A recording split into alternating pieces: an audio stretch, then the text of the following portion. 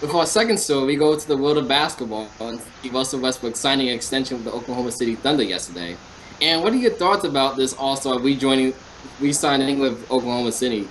I think when it comes to Westbrook, it's at this point Westbrook and Durant are just a soap opera. All my children, one life to live, General Hospital. Degrassi for some of our younger people. They just it's just I'm so tired of just Westbrook and Durant and West. Even though I was a little surprised that he signed the contract with the Thunder to talk about what you asked me.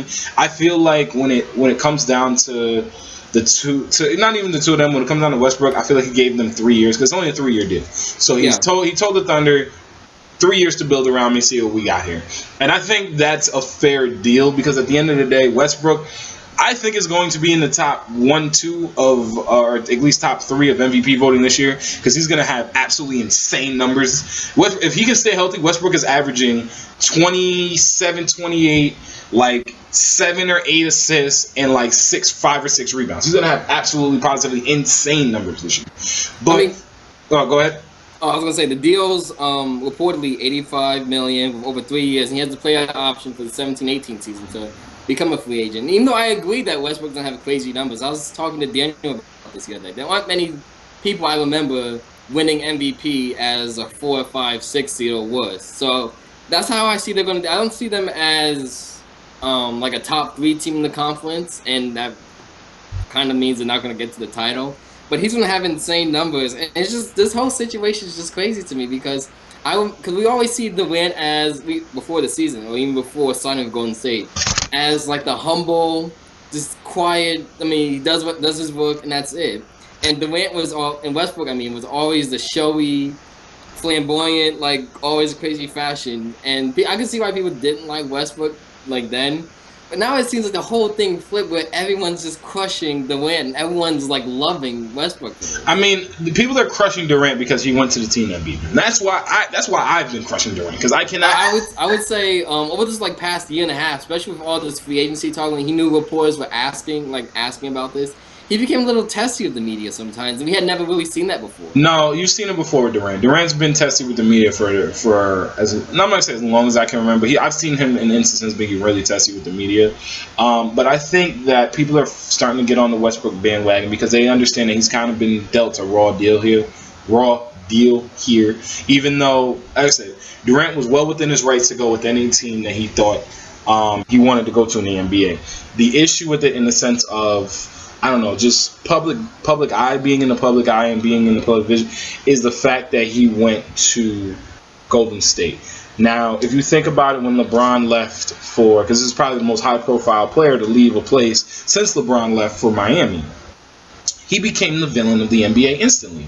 Now, Durant is the villain of the NBA. And now, when you think back to when LeBron left Cleveland, yeah, Cleveland was, it was just saying same old Cleveland.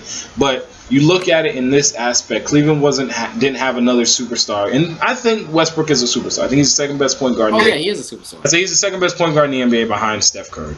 But I think he's I think he is. I think he's second best behind Steph Curry.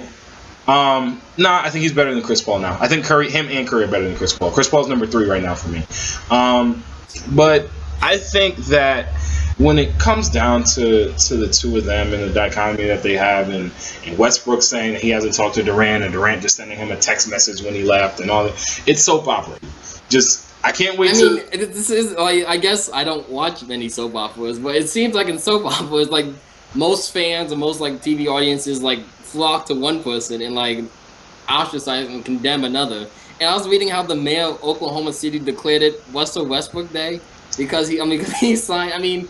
He's so beloved there now just because he's the one who didn't leave. And even though expectations aren't going to be NBA title, he's the one who didn't leave. They love him for that after seeing their other favorite player leave. So I just feel like this whole perception of Westbrook is changing because he's still like the angry circa 2004, 2005 Kobe Bryant angry.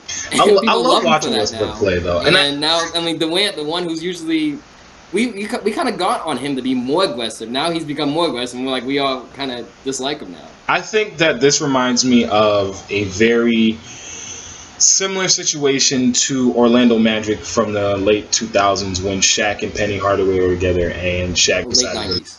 Oh, what I said? Yeah, late 90s. Thank you. When Shaq decided to leave for LA.